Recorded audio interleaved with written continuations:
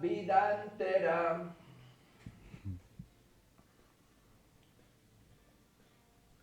Y no me creyó casi nada. Un día de nosotros.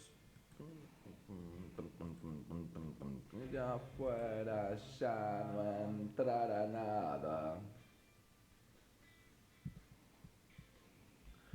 Sin la dura, sin la espera, dejando la puerta cerrada. Y es todo por ahora.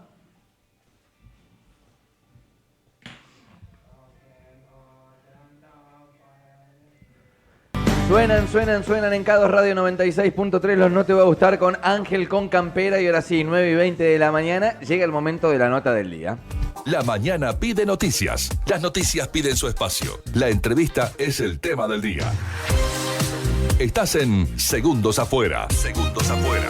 Estás en K2. Te anticipábamos que el próximo jueves 27 de junio, con una charla y un debate, será presentado en nuestra ciudad el libro Voces, Tiempo, Verdad, no nos cuenten Cromañón, obra escrita por el periodista Bruno Laroca y dirigida íntegramente por la organización No nos cuenten Cromañón, conformada por sobrevivientes y familiares de víctimas de Cromañón. Charlamos con su presidente, le damos la bienvenida al aire de la radio a Diego Cocusa. Diego, bienvenido. Aquí Raulo, Adrián y Brenda te saludamos desde la ciudad de Necochea. ¿Cómo andás? Hola, ¿qué tal? Buen día. Bueno, ¿por dónde andás, Diego? Porque en esta gira nacional, ¿dónde te encuentras este feriado? Yo vivo en Mar del Plata, así que estoy en Mar del Plata. ¿Sos marplatense o hace poco tiempo estás ahí? No, soy porteño y me vine a vivir hace alrededor de 2 años para Mar del Plata. Sí. Ok. Bueno, Diego, contame un poco, a ver, ya vamos a hablar de lo técnico, de la invitación a la gente para que vayan a la presentación del libro ahí en la Biblioteca Popular Andrés Ferreira. Contame un poco en tu vida, Diego Cocusa, repito el nombre del presidente de No nos cuenten Cromañón, cómo es que estás relacionado justamente con la tragedia de Cromañón y cómo es que nace esta organización de sobrevivientes y familiares. Bueno, yo soy sobreviviente de Cromañón, entonces nos pasó que al principio de todo, allá por el 5, se veía en los medios de comunicación, sobre todo, que estaban contando una historia que no era, como suele pasar con un montón de situaciones, pero bueno, en este caso me tocaba muy de cerca, y estaban contando una historia que los sobrevivientes no coincidíamos con lo que se estaba contando, y la estaba contando gente que no la había vivido, que no había estado. Entonces, bueno, decidimos ahí hacer cosas para mostrar nuestra verdad, que era la verdad de los testigos, de los sobrevivientes de lo que había pasado. A ver, me quiero meter un poco en tu vida de aquel momento, en el Diego Cocusa que gustaba de Callejeros. ¿Habías ido muchas veces a ver a Callejeros? Sí, un montón, sí. O sea, lo Sí, seguías. de hecho había ido 2 días antes, el Callejero tocó 3 días, Sí. Cromañón, y bueno, yo había ido el martes 28 y bueno, y fui también el jueves 30. Y respecto a tu recuerdo de aquella noche y a lo que se contaba en los medios, si se puede hacer una comparación o un paralelismo, ¿qué era lo que vos creías que estaban contando que no era lo que había sucedido? Bueno, puntualmente, incluso al día de hoy, ya después de 20 años, nos pasa que nosotros hacemos, bueno, además de estas presentaciones que hacemos en todo el país, habitualmente hacemos charlas en colegios y donde nos llaman siempre vamos a hacer una charla de concientización. Y nos pasa que nos siguen preguntando por la famosa guardería en el baño de Cromañón. Sí. Que es algo que no existió, pero está instalado como que sí. Y bueno, una de los mitos que hay sobre Cromañón es ese, de que la gente iba al baño y dejaban los nenes en una guardería improvisada en el baño de mujeres. Sí. Y bueno, es algo que no ocurrió, que una persona en el juicio que declaró eso, pero hubo 300 testigos que dijeron que no. Entonces, Sí, y que es una práctica, Diego, me animo a compartir, a ver, no estuve en Cromañón, no vi a Callejeros, pero he visto un sinnúmero de bandas, y en ningún recital, en ningún lado, fui a River, fui al Luna Park, fui al Movistar Arena, fui a Mar del Plata, a las Islas Malvinas, fui al Polideportivo, en ningún recital me encontré con esa situación. No sé por qué daba el dato particular. Quizá había algunos datos, viste que cuando uno hace una novela, dice, bueno, estos están agregados como datos, te diría hasta casi novelescos, como para recrear una ficción y que quede más pintoresco todo. Me parece que es un No, poco por ahí, ¿no? acá pasó que el tema es que en el público que llevaba Callejeros y muchas bandas de rock, había un público muy familiar, ¿viste? Claro, Entonces, sí había chicos en el lugar porque lo sabía, por lo que te digo, porque la gente iba con sus familias y sigue pasando que es así, que la gente va con chicos al recital porque es un ambiente familiar. Y bueno, encontraron chicos, además de eso está permitido que vayan menores acompañados a sus padres, ¿no? No es que era algo ilegal. claro. Y bueno, como encontraron menores en el lugar, dijeron que había una guardería improvisada que no ocurrió. Después otra de las cosas que se hizo también es que se repitió hasta el cansancio en su momento, es que la banda incentivaba la utilización de pirotecnia, que también es mentira. O sea, yo fui a ver a Callejeros decenas de veces, incluso ese mismo año.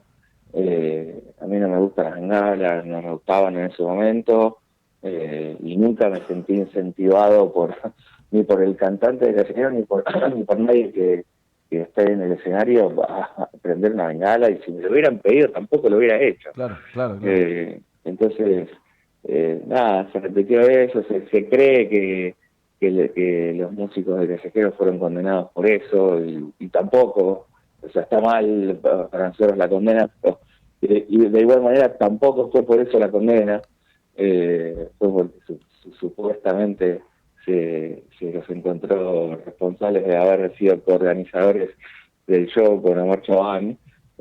Claro, como si hubiesen sido socios de Chabán y el operativo Claro, de seguridad del lugar también estaba a cargo de ellos, por eso que terminan que condenados. que no lo estaba tampoco. O sea, la seguridad era del lugar, había un Claro, jefe de seguridad de Cremanión que se llamaba Raúl Villarreal. El acuerdo que tenían con Omar Chabán era de 70-30, que era lo que se usaba en todos los shows y se sí, sigue usando en todos los shows, y al ser de palabra, sí. porque con Omar Chabán no se podía firmar el contrato porque no te dejaba. Al ser de palabra no se establecieron en un contrato las responsabilidades en el show de cada uno. La responsabilidad de Callejeros en el show es de ir a tocar, no de producir el show. Claro, Justamente. el clásico y bien llamado borderó, ¿no? En el que se Exacto. reparten las ganancias, digamos. O sea, se pagan todos los gastos y después se reparten las ganancias entre el productor y la banda.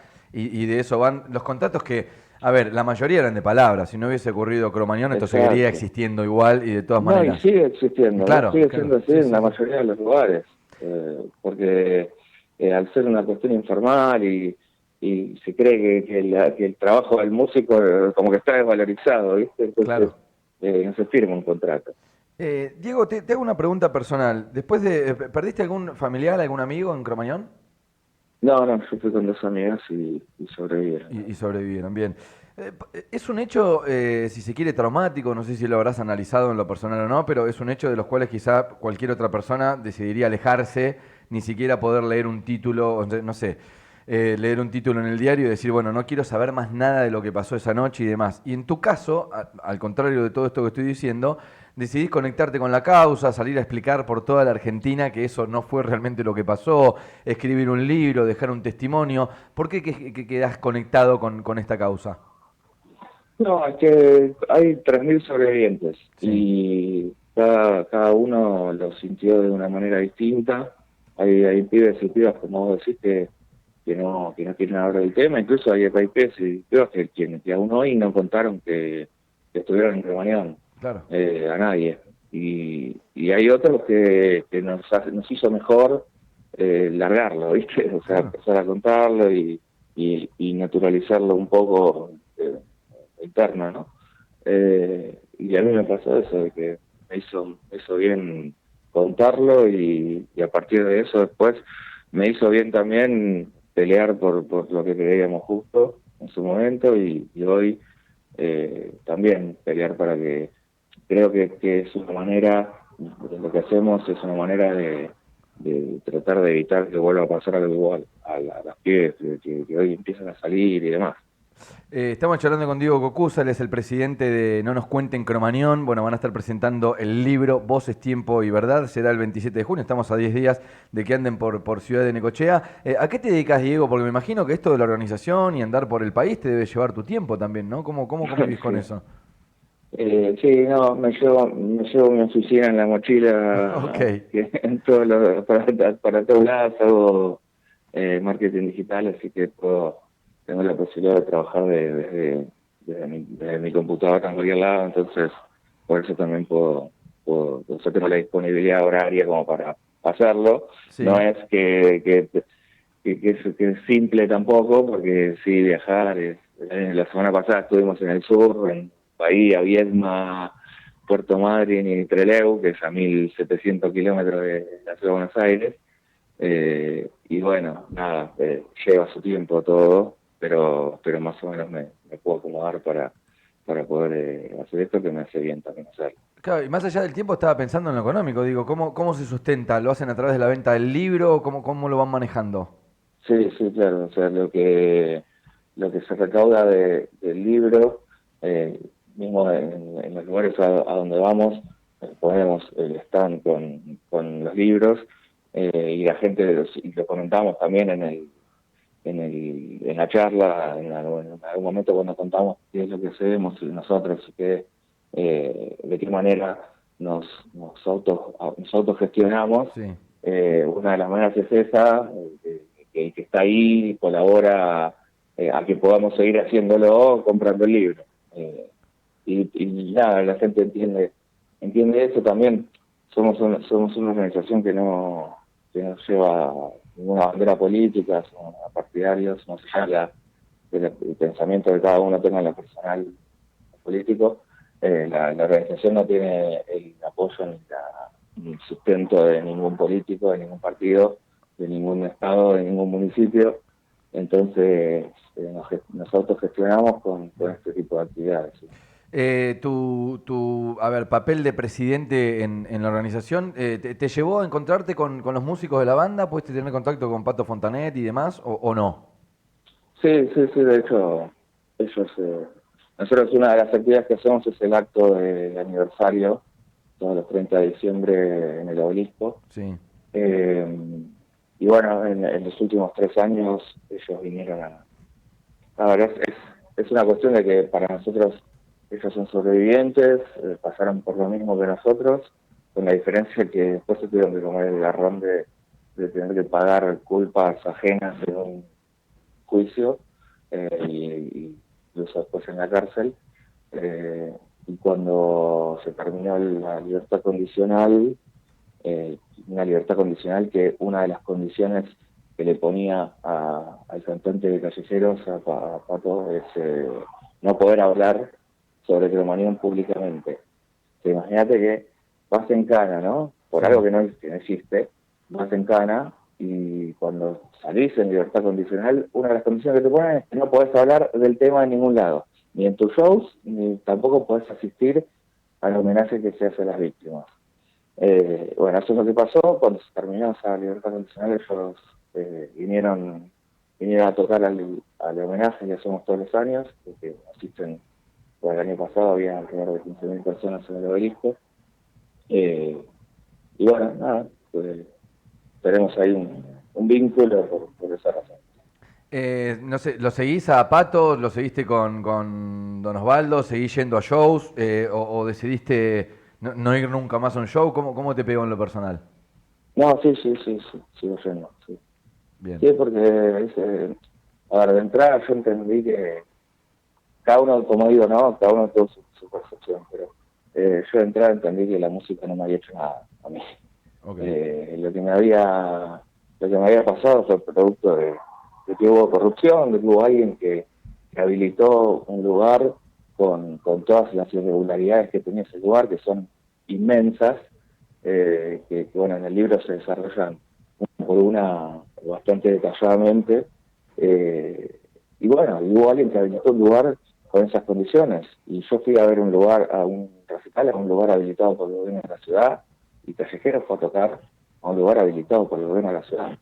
Después, nada, que producto de la pirotecnia que haya incendiado el lugar, es circunstancial, porque también podría haber pasado lo mismo con un cortocircuito, por ejemplo, ¿no? O con un cigarrillo que tiraban al techo, pasaba exactamente lo mismo. Entonces, nada, entendí que la música no me había producido todo eso, sino que fue la corrupción, y a raíz de eso me pasa bueno, lo que hace artísticamente, en este caso Patricio, me llega y me identifica ideológicamente también, Sí. y la forma en que llevan adelante el proyecto me identifica también, y lo sigo. Sin ánimo de spoilear, contame un poco cómo nace la idea de escribir un libro, Voces, Tiempo y Verdad, cómo es tu contacto con Bruno Laroca, si él también estuvo en Cromañón, él es periodista o simplemente por su rol de periodista es que lo buscaron como para poder escribir el libro. Sí, no estuvo en Promañón, pero es periodista que se especializa más en rock. Sí, Escribió en un montón de lugares previos a ser Rolling Stone. Era director de la revista My Rock. sí. Entonces, también nos identificaba la manera de hacer periodismo que tiene. Y bueno, cuando surgió la idea de que dijimos, bueno, hay que dejar plasmado esto en un documento escrito, porque nosotros ahora vamos a los colegios, por ejemplo, ¿no? Pero no podemos ir a los miles de colegios que hay en todo el país. Entonces, bueno, hay que dejarlo plasmado en un documento para que quiera saber sobre Cromañón, que quiera saber lo que pasó, que quiera saber por qué pasó, sobre todo, Ujú. pueda tenerlo en un libro, en algo escrito, si pueda ir a una librería y comprarlo, bueno, puede comprarlo y llevárselo y leerlo, sin necesidad de hablar con nosotros. Y Eh, bueno, y ahí fue que lo buscamos a Bruno, tuvimos una reunión con él, y de entrada nos pusimos de acuerdo en cómo tenía que ser el libro, por qué lado íbamos, y le dimos para adelante. Fue un laburo de 4 años, pero salió. el formato del libro, ¿qué son testimonios, entrevistas a sobrevivientes y a familiares? ¿Cuál es el formato? Digo, ¿cuál es la misión también, me pregunto, del libro? ¿Es encontrar un culpable, encontrar una explicación? ¿Cómo lo dejan abordado para que aquella persona, como vos decís, que se acerque al libro pueda entender sin haber vivido la tragedia, que es un poco lo que pasó?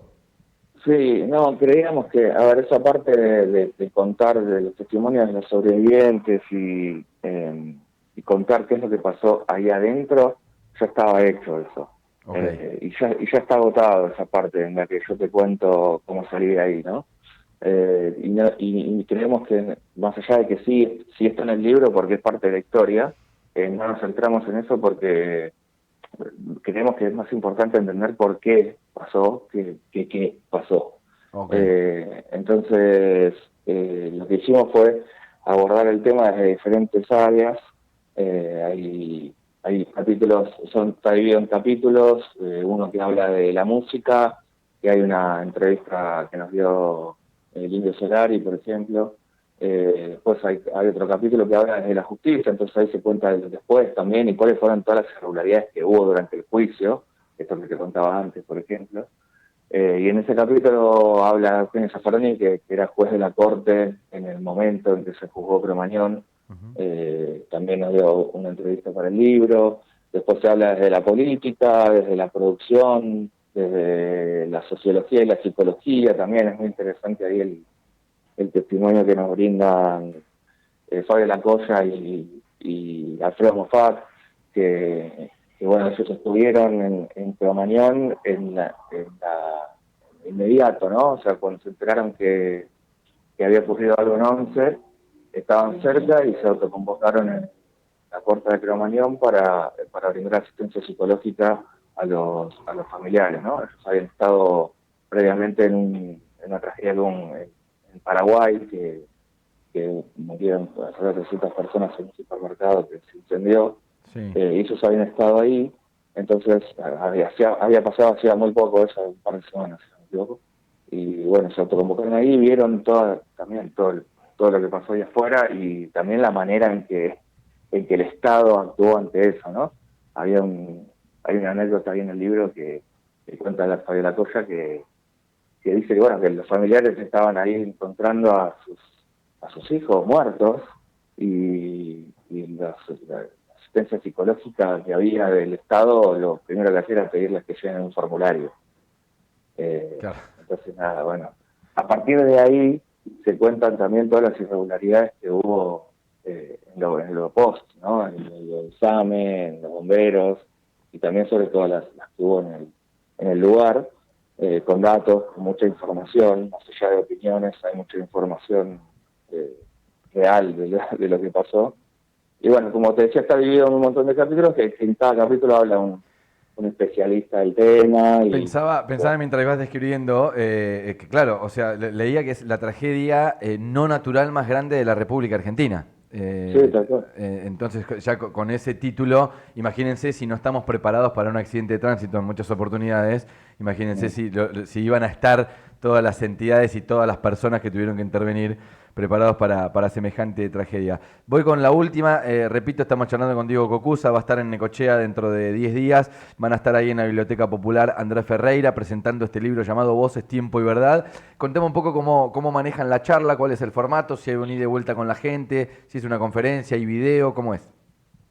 Es todo lo que dijiste. Ok, todo eso. Sobre todo lo que nos interesa es ese ida y vuelta con la gente, no es que vamos, nos sentamos y hacemos un monólogo. Okay. Tenemos un eje por el cual llevamos adelante la charla, contamos un poco bien qué es lo que pasó ahí, cuáles eran las irregularidades y por qué, más resumido de lo que habla el libro, pero lo hacemos ahí también en la charla y nos interesa que la gente venga y también pregunte, se saque las dudas que tengan acerca de mañana. Y por supuesto que compren el libro, así se puede seguir difundiendo por muchas más ciudades toda esta cuestión. Diego, sí, pero si vienen y charlamos, sí. nos gusta también sin que compren el libro. Pero bueno, o sea, que se la lleven es un mimo, pero que vengan y charlemos está buenísimo también. Nos encontramos ahí el próximo jueves, 27 de junio. Diego, muchísimas gracias, que tengas un excelente lunes. Bueno, gracias a ustedes. Diego Cocusa es presidente de No Nos Cuenten Cromañón, organización de sobrevivientes y familiares de víctimas de esta tragedia de la República Argentina. Viene a Necochea a presentar el libro Voces, Tiempo, Verdad, No Nos Cuenten Cromañón. Es el jueves 27 de junio, será en la Biblioteca Popular Andrés Ferreira desde las 18:30 horas. La entrevista.